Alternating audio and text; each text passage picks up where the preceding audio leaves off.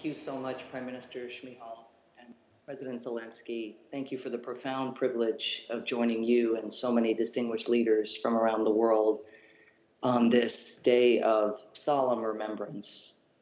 Just steps away from our nation's Capitol building, the United States, as you well know, has erected its own memorial of the Volodymyr, honoring the millions of innocent Ukrainian women, men, and children who perished in this man-made famine and whose deaths Stalin tried to keep secret from the world. The memorial is a 30-foot wide sculptural wall, and it depicts in blackened bronze shafts of Ukrainian wheat standing tall and lush. But as you trace the sculpture from its beginning to end, the wheat begins to thin until at the very end it recedes into nothingness. All that is left is a void.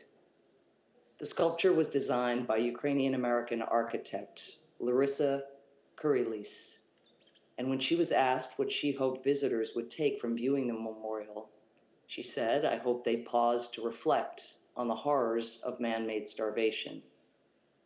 But that isn't the only purpose of the memorial. She added that she hopes it serves as a call to eradicate hunger worldwide.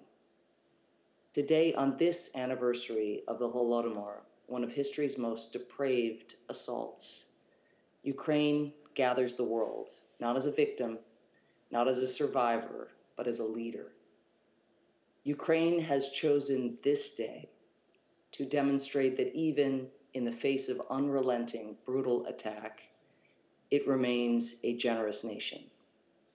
That even as missiles fall from the sky and Vladimir Putin attempts to wield energy, water, and yes, food as weapons of war, Ukraine's brave farmers will step forward.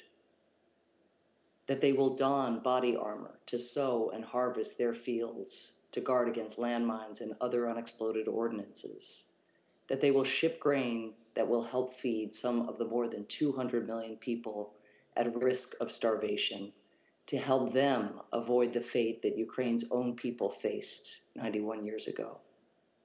The United States is humbled to play our part in President Zelenskyy's Grain from Ukraine initiative, contributing to this initiative an additional $20 million to help mill and deliver grain to millions of people in desperate need of food in the midst of the worst food crisis the world has seen in generations. We remain committed to doing all we can to make sure this war is not waged on the backs of the world's poor. It is why we are also donating billions of dollars to provide desperately needed humanitarian aid.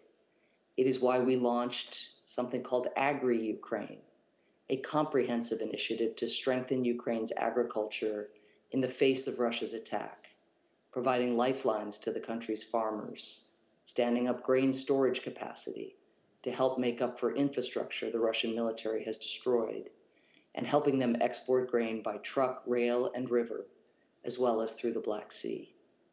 And it is why we are standing by Ukraine's side today as a partner in the Grain from Ukraine initiative.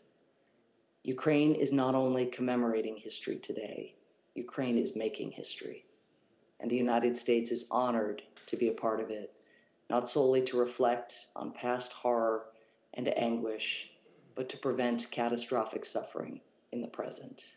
Thank you so much.